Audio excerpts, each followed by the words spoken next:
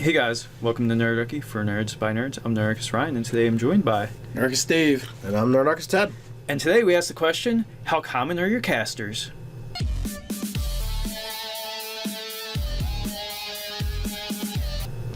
Jump down to the description below where you can find Nerdarchy the newsletter, where you can get weekly tips from Nerdarchy as well as learn how to game with us. So we had a tweet in from at the Scando. He was watching the video where we talked about high magic versus low magic in your D&D games. And he thought we were going to talk about the idea of how often you encounter spellcasters, how rare or common they are in the game world. Didn't happen in that video at all. So he's like, hey, why don't you do a video about it? And we're like, sure, why not? So our other video talked primarily about magic items. Yeah. And he wanted to how often are someone who can cast? So it's a good. It's a good topic, and traditionally in many of the games that I played in, back in the day when you always had to pay to have your magic items identified, there was like one wizard. He was kind of crazy. He lived in a tower on top of the hill, and that was the only spellcaster other than players, which would be much lower level, and the villains you would run into. Mm-hmm. And I feel like in a lot of the games that I played in, spellcasters were less frequent. There was very little opportunities for us to go to a temple and get resurrected or get pre-spells in a lot of those games. But then you have like Forgotten Realms where the stuff's all over the place. Yeah, or Paylor forbid a place where you could buy magic items, right? That's denoting a whole magic economy of being able to buy and sell things. And then you had that even ratcheted up to Eberron, where they actually created, for 3rd edition, an NPC spellcaster class that was kind of like the worker bee mage. Yeah, exactly. So, or if you have this idea of colleges where wizards go to study, well, that's going to connote a much larger sort of arcane tradition versus maybe it's just like a master and apprentice sort of Sith Lord sort of situation where there's one master, one apprentice, or maybe a handful of apprentices, and that's a super small sort of situation there. It's basically like trades back in the day. So we haven't, I don't think we've really fleshed out in the game that we're playing, in the campaign world we're playing, and how common spellcasters are. We have the Church of the Light, which is like a non-denominational Church of the Good deities, where there is a couple guys there that do have spellcasting ability, but only one of them is probably notable. Mm-hmm. And even he at this point is probably beneath the capability of the player characters. Right. So I kind of like the idea of having more spellcasters in a world where there are colleges and temples and stuff like that, but most of them never really obtain any level of true power. Right. But you're also talking about, we started the premises of both of our games started out in Gryffindor, which was a boom town essentially. It's over the course of us playing for the last 2 years, it's moved much closer to the size of a city, but it hasn't evolved in a way where magic has become a part of it. So there hasn't been anyone pushing towards that. So in the spot that we're playing, there isn't. But there's not saying that in the rest of the world that there can't be those type of things. Well, that's what I'm saying. What do we want? In the broader world. In the broader world, I like the idea of archmages being a very small percentage of the pie, but maybe there's a lot of, or there's a decent number of 5th through 10th level, a bunch of 1st through 4th, and then people up and above that attain the higher echelons are basically reserved for super important NPCs. If you have a college of wizardry, the professors might be 5th level wizards. Yeah. It's kind of like the scale that I would look at. 5th to 8th, something like that. I'd lean towards Ryan. At 5th level, for us who have been playing for a long time, the staple of you're not a wizard until you can cast a fireball has been a thing. So it's not necessarily about. That's because back in 1st edition and 2nd edition you had titles. I don't know if you had titles in 2nd edition. I don't remember. But in 1st edition, every level was a title, and you were a magic user until you hit 10th level, and then you became a wizard. Okay. So I don't remember all the different titles, but all the classes had them. Well, I'll have to go back and do some research on that first edition stuff. But if you're gonna really be teaching, like I want to see you in that I have third level, fourth level, maybe even fifth level spell slots to really consider. Have you been to a real college? Like, a lot of times, in academia, people spend their whole lives in academia and never actually go into the field. That is true. If you use real world examples, not all, but I mean, there's definitely people like that. There's a saying that those who can't do teach, and there's a reason for it. That's true. It occupies a certain niche or whatever, but I mean, there might be. When they go to try, to do examples of those 6th, 7th, 8th level spells, like maybe there's freelance wizards that come around and like they kind of tour the different schools who have this like advanced level, and they're like celebrity wizards, maybe. That's a neat. Well, I mean, I'm almost thinking of they just use illusion spells. To fake like they did. Yeah. Well, and they're really good. But I'm thinking about like Gilderoy Lockhart from the Harry Potter series, like we're this like pompous, like I wrote these books and like kind of things, and so like playing it up this sort of beefcake wizard that people might have a crush on, or other academics type of situation. Struck me as pretty funny. But so there could be this handful of higher level wizards that are around, but they're nowhere near as numerous as the 1 through 8th level sort of casters might be. Well, and also I feel like the higher echelons are like too busy researching new magic and really push like they're the guys that are going to get the Nobel Peace Prize. You know what I mean?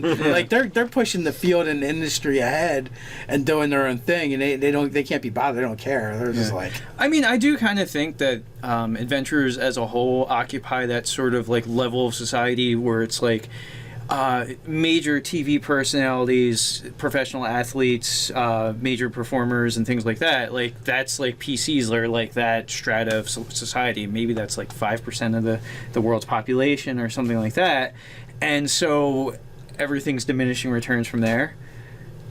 Well, yeah, because I like that as well because it also makes the players who tend to be the center of the story is more special. Yeah. Right. And that's how most of the games I've always played have been, is like, most of the people are peasants and farmers and whatever, and then you have the adventurers who maybe they had those humble beginnings, but at some point they stepped out of them to be something more. Yeah. And they're going to be a really small percentage of the population. Like they're basically the analogs to like your Warren Buffetts, your Kobe Bryants, your insert other athletes. And, your Michael Jacksons. Like your standard army isn't garrisoned by thousands and thousands of fighters and barbarians and rangers and paladins. Right. They're just, for the most part, even if they're professional soldiers, they still are just grunts, and they never really for the most part go past a certain point. Right. When you get into the player character classes, like that's more like special forces. Right. Yeah. Special ops sort of situation. In my opinion. So like you're gonna have people that are in that multiple hit die situation, but you have to be someone that's dedicated and above the norm to go above 5 hit die. Yeah, I feel like 5th edition, if you go to the back of the monster manual, it actually does a really good job of breaking them out. There is just a guard, and he's like 1 hit die, and like he's going down. Yeah. He's going down quick. So to bring this back to spellcasters, so it's kind of like maybe your towns and hamlets maybe might have a cleric, but probably not. Like maybe a town could have one hedge wizard who's like a 1st or 2nd level caster, or equivalent of like a hedge wizard, not a true mage or wizard in that instance. Maybe when you get into a city or up into a metropolis, you never really have to spell this out, but there could be up to a dozen of them. Yeah, I mean, it is the idea of having wizard colleges and bard colleges is kind of fun. Like, it would be fun to run that kind of game, and you could look at like Harry Potter for inspiration. I'm sure there's other places as well. Right. Yeah. Even Cauldron's Fury, the Lara series. Yeah. There was definitely some of that going on. In the second book, Academ's Fury, is where you really kind of go through that, and it takes you at the end of the year, so you don't have to go through an entire year's worth of his issues. Yeah, it's the same thing as like running, a teen superhero game. Like, you do the school thing, but you can do it in a fantasy setting with spellcasters, and your like depending on how you want to structure your college, like the bard college and the wizard college could be the same thing. Yes, yeah. Like, There's different areas of specialization. because you're going to have the same classes that everyone has to take. That's your core, and then you get into your specialty stuff based on what it is that you're doing. Well, and even if you look at Forgotten Realms and look at the Underdark with the Drow, they essentially had like the three. They're almost like colleges. Like they're not, but that's what makes me think. It's like vocational schools in a way. Yeah, like they're for the warriors, the priests, and the mages. Melee Maga 3, and what was the other ones? I have no idea. I couldn't tell you off the top of my head. It's been so long since I read those books. Yeah. But again, like if you wanted to run that kind of game, like the basis is kind of there for you to do it. Yeah. So I think I do in our major cities, like maybe Drellic will have a college for wizarding types. Yeah. But again, like I'm just thinking of the one that will be in Ryler because it'll be really shitty and very politicized. Is Ryler a major? Is it the major city or? It's a major port city, but it's kind of like it's shady. The whole city's shady. Well, I mean, then you have lots of people specializing in illusion and enchantment to like basically do things on the down low. Like that's the skill set that's almost going to be like you can get very far in life if you're able to provide these services to people. Actually, I'm actually seeing the opposite where people in the school are in positions they don't belong in, but because it's so corrupt. Yeah. It's a possibility too. So there's some fun things that you could do with that, and then like you could definitely like, these schools, these colleges could be lobbying against like people like warlocks and sorcerers, maybe trying to outlaw them or something. So you could do some interesting intrigue stuff. Yeah. I mean that's interesting too. Like what's the frequency and distribution of your warlock and your sorcerer, like and describing those origins. But again, I feel like they're going to be more rare probably than the people that are just dabbling in magic because like they have to be born with it or make a pact with power. Well, you do have to, I think they should have that bit of the weird factor to it. The one thing you have to consider though when you're looking at casters is there's always going to be a differentiation between the PC and an NPC, because the PC are taking things straight out of the player's handbook, whereas someone could be casting spells and it doesn't really matter what their source is unless they're going to become an important NPC later on. Yeah. Well, I mean, but if we're talking about distribution of a class or type of caster in the world, like it's becomes relevant. It becomes something that kind of matters. So yeah, you probably only per region do you have like a handful of warlocks, a handful of sorcerers. Like you got to have that odd duck feeling to it. Yeah. Going back to 3rd edition, when I ran my Shattered Realm campaign, there was the Psi Lords and the Sorcerer Kings, and they had their own dominion, and they were at war. They hated each other. But then I did something to put like a weird twist on wizardry magic, and I had that basically it was outlawed everywhere because it was considered the preview of the demonic, and that they basically cohorted with demons and devils. So there's tons of different ways to kind of add some different flavors to your spellcasters and the regions. Now when I game, I don't like to do anything too restrictive because I want my players to have a lot of choices, and I don't want them to come to the table with an idea and be like, that doesn't work in my world. So much. So this does beget the discussion of like how do the common populace react when they see magic being cast? Like personally, when I play a spellcaster, I only cast spells generally when I need to, like in situations of combat, or in like privacy, because I just think it's weird for somebody to go around casting magic all willy-nilly, because even if it's a cantrip, it's an expenditure of energy. Yeah, you don't go around just swinging your sword just because you can swing your sword. That makes sense, but what if your character's like really flamboyant? Yeah, I mean, for the characters, like, sure, that kind of makes sense. But you don't go around like burning first level spells or like color sprays or whatever. Like even if people aren't in your area of effect, and even if you just have a ton of spell slots, like it just seems like too I don't know. Like, well, in 5th edition, you never have a ton of spell slots, like previous editions. In response to your question, like there would need to be a reason why you would be doing it. Are you showing off? Are you performing? You know, and you can do some interesting, cool stuff with spell slots, or you know, you can just be like, all right, well, I'm just going to prestidigitate, you know, this little show, and that is just a cantrip. So, or my tankard of ale is all the way over there. Really, do I have to get up? Yeah. So, but I mean that the question of how does the populace, the common people, take it? Well, that goes back to how common is your spellcasters. Like if they're used to seeing it, you know, if it's something that they've seen before, or if you're, you know, some country bumpkin that's never seen magic before, you know, maybe they make the warding symbol in the air versus evil because, you know.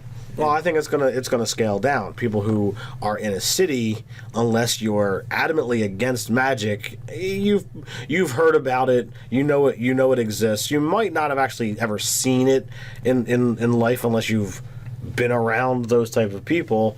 And the further down the chain you get, the more likely it is that you haven't seen it.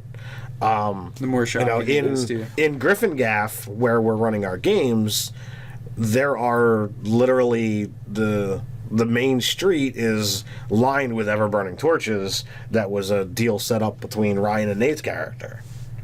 So like that's there. Yeah, that just starting to happen, but that's only been around for like a year or two. Like, so it's a relatively new, like, people were afraid of electricity when it first came around in the real world, so... It creeps me out a little still. Yeah. Don't put your fingers in electric sockets, just don't do it. But if you are, first do this. Yeah. In like Forgotten Realms, like if you live near the Harpers, like you're not, you know, freaked out by magic, but you've learned to duck and cover. You're terrified of it. So, I don't know. With that, you guys let us know how frequent are casters in your game. Let us know in the comments below. While you're at it, like, share, and subscribe. You can hang out with us over on Facebook, or check us out over on Nerdarchy.com. So until next time, stay nerdy.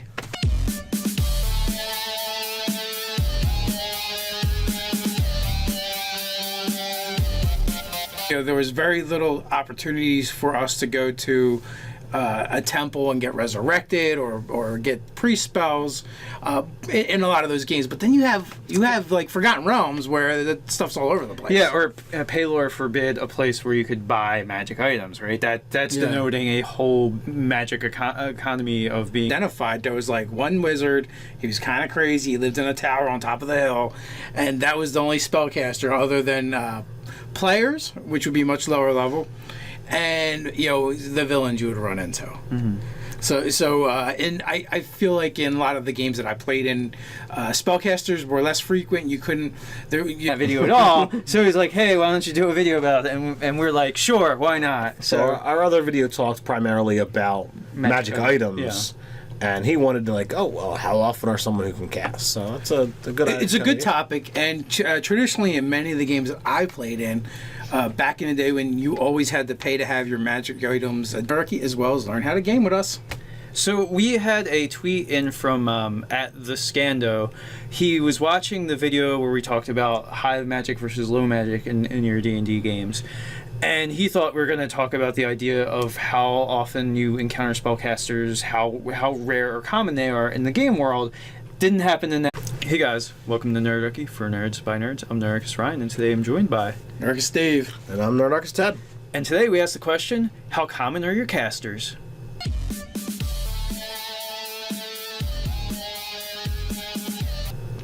Jump down to the description below where you can find Nerdarchy the newsletter, where you can get weekly tips from Nerdarchy